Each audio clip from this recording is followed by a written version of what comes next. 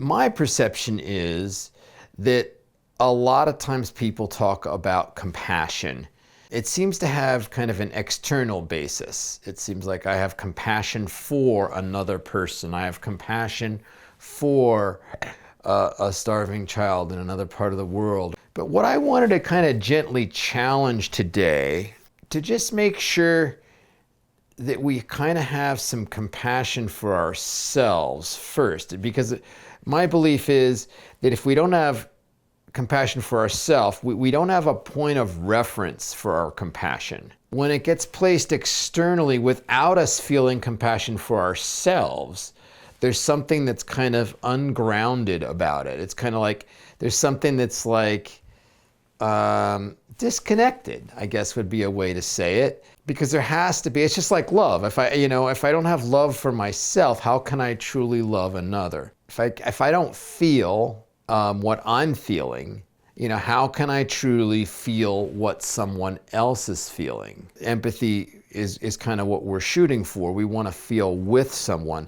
So if I'm going to feel with someone, I have to be feeling myself, which means I have to have my heart open. So the first part is being open, allowing in, then I can feel, and then when I feel, I can feel with someone else. So when I'm not feeling and I'm not allowing in and feeling, the empathy that I think I'm feeling is actually more of an intellectual construct. It's like the idea of empathy. We love the idea of empathy. We love the idea of compassion, and we love the idea of love, of course. When these things don't emanate from our heart and from our openness and from our heart chakra, there's kind of a contrived element to it. It becomes more of a concept and more of an idea rather than a true experience. So we want to experience compassion. We don't want to like the idea of compassion. I mean, everyone likes the idea of it. It's like, oh, I'm so compassionate and I feel for this. So that gets more mind, right? It's more like I think about people and I feel for them. And that's great. There's like, that's a wonderful thing. That's better than, no, it's better than just thinking about ourselves, right? It's like I'm thinking about other people. I'm considering other people, which is awesome in itself, right? I mean, that's good. I'm not putting it down. But I'm just saying is if we want to take it deeper and we want to add more richness and kind of openness to it, it's good to start with feeling compassion for ourselves. Then we have a point of reference. Then I have compassion for myself and I'm connected to the person that I have compassion for. A lot of us have difficulty, myself included, can be a challenge, of having compassion for ourselves, right? I mean, if our friend's having a rough time and say their boss treated them poorly, and then our friend says, my boss treated me really poorly, and I really don't like my job. And then most of us are pretty good at finding compassion for our friend, right? It's like, oh, that your boss is a jerk, and they don't appreciate you, and they don't know they don't know how cool you are, and they don't deserve you. And we're good at that, right? We can have compassion for another. But then when it's having compassion for myself, that can be difficult, especially it's not necessarily difficult when everything's going well, right? When we feel good about ourselves and things are going well, then I can have compassion. Things are going good. But when things do not go as well, or say I didn't do it up to my standards, I was off, or I had a judgment, or whatever, then it becomes more difficult to find compassion for ourselves, because now I have to say there's a dark element of myself, say that I got angry, or say that I got envious, or say that I got jealous, which are human emotions, then can I have compassion? Or now it's just like, oh, I felt jealous. Jealous is a negative emotion, therefore not cool. So see, now my compassion for self starts breaking down a little bit, and it's no longer all like, oh, I have so much compassion for myself. So it really becomes essential to accept our humanity and accept all of the parts of ourselves, from the most beautiful to the most hideous, is what my teacher used to say. It's like, all of life, from the most beautiful, that's all part of me. Okay, now I don't have to act out the most hideous, but there are tinges of that from time to time. I feel dark feelings. I don't necessarily need to act on my dark feelings, but I feel them. And if we encompass that, and it's okay to feel whatever I'm feeling, and to not be perfect, and to have a full spectrum of feelings, and thoughts are even worse, right? We thought feelings are bad. We'll just go into our mind a little bit, and we have all kinds of judgments. And so, when we read these books and they say, oh, it's not good to judge. It's, we shouldn't judge. Well, we'll just listen. Have you ever tried to meditate and just observe your mind? Well, there's plenty of judgments going on, right? Those are just thoughts. Those are just feelings. They don't mean I'm a bad person. They're just things I'm experiencing. So if I can embrace those things and, and just saying, okay, yeah, judge the heck out of that guy. I'm not sure why, but, and have that be okay. It's like unconditional love with ourself. It's like unconditionally loving ourself. If I can have unconditional love toward myself, that would be the foundation for compassion. That would be the foundation for loving another. Really? I mean, if I can't love myself, I have no point of reference. If I'm judging myself, I'm going to project that judgment onto other people. That's what projections use. That's what judgments are, right? I mean, they're projections of feeling poorly about ourselves, and that's always a rough pill to swallow, right? It's just like, that person's such a jerk, and Well, if I was feeling good about that part of myself, I probably wouldn't have an issue with that other person. So if I can unconditionally love or unconditionally accept me as I am, even if I'm having a dark thought, even if I'm having a dark feeling, even if I make a big mistake that hurts another person's feelings, even if I say something stupid, or even if I am insensitive and it hurts, or I didn't consider my friend and then something goes wrong and it hurts her feelings. I mean, even that type of stuff. Can I still accept myself as a human being that made a mistake? When we're having difficulty accepting something we did in the past, okay? It's a behavior we did. When we're having difficulty with that, a really good skill is to just ask ourselves, why did we do that? So in order to do that, we're back to compassion. We have to have compassion for the Michael. So say I'm Michael. So say I did something 10 years ago that hurt someone else, or affected my life or someone else's life in a negative way. It's just like, how could I have been uncool to my perfectly good girlfriend at the time? How could I have done that? Now she doesn't like me anymore, and if I only wouldn't have done that one thing, that maybe my life would be so much better. I'm making this up, but you get the idea. So 10 years ago, so say I did this thing 10 years ago. Okay, so what I need to do is I have to have compassion for the Michael of 10 years ago. Okay, so that's not Michael now. I'm very different now. And the little game we do is we take our awareness that we have now, and then I judge the Michael of 10 years ago and say, well, how could I do that? I was so selfish. Well, compared to now, the Michael of 10 years ago, I have to tell you, was pretty selfish. He was more selfish than this Michael now. Okay, so he was less aware. Okay, he was less wise. He was more arrogant.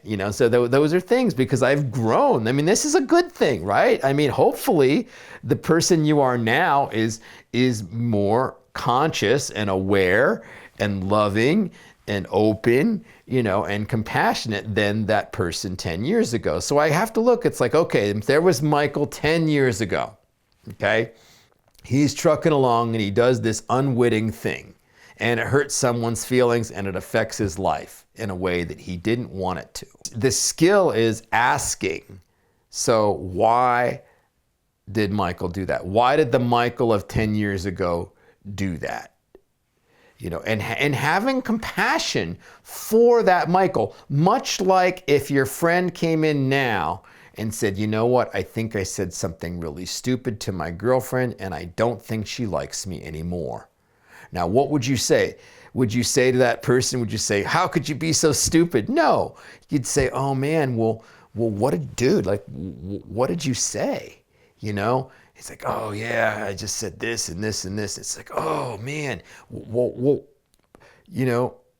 did you say that? Why, what was going on? Like what, and so we would question them, but we wouldn't say, oh, you can't believe what a jerk you were. We wouldn't say that. And that's the same thing. We'd have compassion for this poor person that feels terrible. He said something and it may have ruined his relationship and he's freaking out. So I'm going back to this Michael of 10 years ago and I'm just saying, okay, so why did Michael say that or do that thing or push his girlfriend away? There he was. It was going great. Maybe it was more love than Michael could stand. More love than Michael could bear to allow. He didn't love, he didn't love himself enough to be able to accept that level. So he unconsciously started pushing her away. For compassion, it's just accepting. It's like there was Michael trucking along and, imperfect as he was and still is, by the way. And then his girlfriend just shows him so much love that it freaks him out and he pushes her away. So it's like, can I have compassion for that? It's just like, well, I wasn't able to stand that much love at the time. It scared me. It was more, I was starting to feel too intimate, too exposed, too vulnerable. So I pushed her away. So I said something stupid, hurt her feelings, and then I felt safe again. Can I embrace that? Can I have compassion? Can I accept, unconditionally accept that Michael and what he did? Even though what he did caused him a relationship that was very precious to him. Can I forgive him? Can I accept that that was Michael's best that he was able to do at that time? So once I have self-compassion, both with experiences in the past and experiences in the present, and I can just accept, it's like, yep, said some stupid things, and it really hurt someone's feelings, and did these things, and it changed the course of my life. It ruined a relationship. Doing some things now that I'm being very judgmental, or I was reactionary, or I didn't really pay attention to how my friend was feeling. Now, certainly I want to learn from these things, right? I mean, I don't want to, I want to accept them, but I don't want to do them again. Okay, so certainly I'm going to do closure. I'm going to learn from them and that whole thing. But, can I accept that that was my best at that given moment? Once I have that self-compassion, I want to even call it self-acceptance, unconditional acceptance for myself. Once I have that, then I have a foundation for unconditional acceptance of another. Okay, because it's clear. I can allow their energy in, I can connect with them, and then I can feel empathy and I can feel true compassion because I'm accepting myself and my humanity, then I can accept their humanity. So when they do something, they have a foible, they have a dark thought, they say something insensitive, I can just say, oh yeah, we're human beings. I do that and you do that, damn, I'm feel for you. That wasn't what you wanted to do. But there's no judgment. We have empathy, we have compassion, we have acceptance and love for them, even when they're doing something insensitive or unconscious or unaware. Maybe they act out of anger. Maybe my friend, gets angry and yells at her child and it hurts her feelings. It's just very, not something she wants to make a practice of, a habit of, but very human. It happens, right? So then she feels badly I accept that humanity, that kind of that potentiality of doing that in myself. Okay, it's like I've acted out of anger before. I could act out of anger and I could be short with a vulnerable child and hurt her feelings. So it's like, yep, I have that potentiality. I could see. So I'm not like putting myself above her and just saying, how could you yell at your child? I mean, that's not compassion, right? That's just judgment. So it's just like, yep, I have that potentiality. Sure enough, my friend, she yelled at her child and it hurt the child's feelings and she feels terrible. And then I can have compassion saying, oh, yeah, oh man, oh, I feel for you. I know that's not what you wanted to do. I know that's not who you are. Okay, but we're not perfect. How can you forgive yourself and move on? And how can we do our best to not allow that to happen again, at least in the same way, right? It's like, well, what happened? It's like, oh, this happened and then this, and I was stressed out and I didn't do my yoga practice in the morning, and then I did this, and then I was late for work, and then the child was like in my face, and I was just like, what are you doing? And so it's like, how can I learn from that to not do it again? So then I've got compassion, right? Because I accept that the potentiality is in me as a human being, dark thoughts, less than enlightened behaviors, and then I can accept them in my friend. If I'm not able to relate to it, relating means I have that in me and relating to that in them, I would argue that it's not true compassion. It's a conceptual or intellectual version of that compassion. And so what's the difference? It has a different energy. If I have compassion for someone intellectually, once again, that's not bad. That's better than not having compassion for someone at all. It's like I'm at least thinking about another person, but when it's intellectual, it's conceptual, and it's a little more detached from my heart. Okay, so it's a little different. It has a different quality. Compassion that comes from my heart has a different texture to it. It has a different vibration, a different energy to it. And people can feel that. I mean, we think we can trick them, right? It's like, well, if I just get in my head. No, people can feel, it has a different energy. People can feel true compassion when it's from our heart, okay?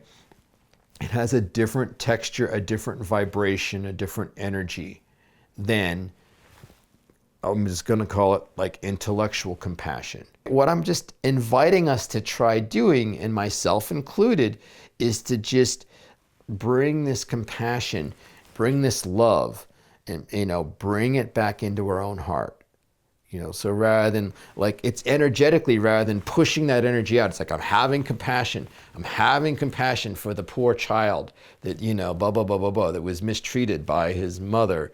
I'm having compassion, and that's what we tend to do. We kind of push our compassion out. Rather, what we might want to try is to just kind of allow the energy of the mistreated child into our own heart, okay? And then it's just like, oh, I can feel, I have empathy for this poor child. I can feel, but see, that requires me to feel the pain. And that's what we don't always want to do. As my teacher used to say, that requires us to get some on us. Okay. Now we can't just, it's not safe. I can't think about the poor underprivileged person. I'm now feeling what it's like for the underprivileged person. I'm feeling with the underprivileged person. That takes more courage. That is not always very comfortable. So why do it? Well, why do it? Because it has a different energy. It has a different texture. And then that person, when I'm having compassion for her, she can feel like she's not alone. She can feel that I'm right there with her, because I am right there with her, right? My heart is with her heart. Our hearts are together. They're vibrating together, And so So that's then she's like, wow, he felt with me, he saw me, he heard me, he understood, he felt my pain with me. Okay, that is so healing. Our heart is open. Where does the healing happen? It happens, in our heart, and we extend our heart energy out, and that heals, right? It's a whole different thing when we're there with them, when my heart is with their heart. My open heart is feeling their pain with them, empathizing with them. Okay, that has a whole other level of healing that happens. That has a whole other experience for that client, for that, they're feeling like, I'm not just saying that they're not alone, they're experiencing that they're not alone because my heart is right there with their heart. That is a more challenging thing, because then we got to feel, then we have to be vulnerable. Then we have to let go of control, okay? Because I can't our mind just wants to feel the good stuff, right? And when you open, when I open up and just feel whatever's there, okay, then I have to let go of control because I got to feel all of what's going on in that other person's heart. Some of my friends that do kind of psychic work or intuitive work, they had to learn this at an early age, right? I mean, and their work is they don't get to just experience the good stuff, right? I mean, they get to feel all of what's going on in the other person, and so it's like they don't just get to control. And it's like, oh, see, our mind can can sort it out, and it can allow us, it's like, oh yeah, the good stuff is good, but the other stuff, that's no good. Get that stuff out of here, and that's bad. Well, when we're open, we get to feel the whole Megillah. We get to feel the whole deal. We get to feel everything that's going on. And the dark stuff, the light stuff, the happy, the sad, the painful, the, euphoric. I mean, it's like feeling, it's a packaged deal. We want to find this deeper compassion for other people. This like Mother Teresa compassion, right? If we want to find, true Mother Teresa compassion, or whoever your hero is, Pema Chodron compassion, or, whatever, Dalai Lama compassion. If you want to find that level of compassion, we have to be willing to let go and feel whatever's there unconditionally and allow it to just be as it is. It's just like, this is how it is. I'm going to feel it. I'm going to trust myself to get through that. And then it's like a whole different deal. Then it's healing just by walking in that space. We're not even doing anything. I'm not even doing any body work, or I'm not doing any healing modality, right? All I'm doing is I'm feeling with that person. I'm opening my heart and I'm allowing their energy to go through my heart. Okay, I might not even be, if I'm doing a coaching session, I might not even be saying an insightful thing. I might not be doing, Reiki, or I might not be doing trauma work or EMDR. All I'm doing is I'm just sitting there, right? I'm allowing their energy in, and I'm feeling what it feels like to be them. Healing happens heart to heart. It's like my heart embracing their heart. So their heart's not alone, and I unconditionally accept their heart exactly the way it is. Then healing happens. My invitation to myself and to you that's watching is, can we find my challenge, invitation and challenge is, can we find the courage to drop that compassion down from a concept and an idea down into our, and I'm not saying you don't do this. Some of you do this, you know, and I do this better sometimes than others, but it's still a challenge to me is when I feel like it's up here to just drop it down. What am I feeling? You know, when I talk to the underprivileged person or the poor child that was abandoned, you know, am I allowing myself, and I'm talking to him and I'm trying to help, am I feeling with him?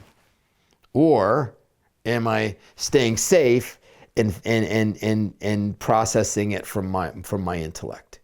And again, not necessarily a bad thing. Okay, at least I'm like there with the guy, I'm trying to help him, right? But I mean, but can I allow it to drop down and deepen and find that true compassion, that empathy, that love really for that person, that unconditional love for the experience that he's having right now. The more that you can do that in your day-to-day life, you know, every time you do that, the world becomes a little healing happens. There's a little more love energy on the planet every time we do that. So that's what I'm going to try to work with. I invite you to try it. Be gentle with yourselves because you're going to go back up into your head. It's inevitable. It's going to happen, and that's okay. And then when you notice it, just notice it. It's like, oh, I'm kind of doing the conceptual version of compassion. Let's drop it back down. What happened? Well, when they started talking about the abuse, I kind of freaked out and I went into my head. Okay, I'm human, right? That happened. It was nasty to hear that, but I'm going to drop it back down again. Okay? And so anyway, thank you for exploring compassion with me today. If you have your ideas of compassion, I would love to hear them. You know, if it's in YouTube or in my, type in a little comment down below, or if it's on, however you've seen that, it's on my website or my blog, send me an email. I'd love to hear what your ideas of compassion, because I am certainly not the expert or the know-it-all guy here. These are some ideas that I've been mulling around with, and I wanted to kind of just put them out there. So it could be a dialogue. It doesn't have to be a diatribe. It could be a dialogue, and you could like tell me what you think, and you can disagree, or and that would be great, because then it deepens for all of us. So if you like this this video, feel free to join my YouTube channel and tell your friends about it, and thank you so much, and have a compassionate day.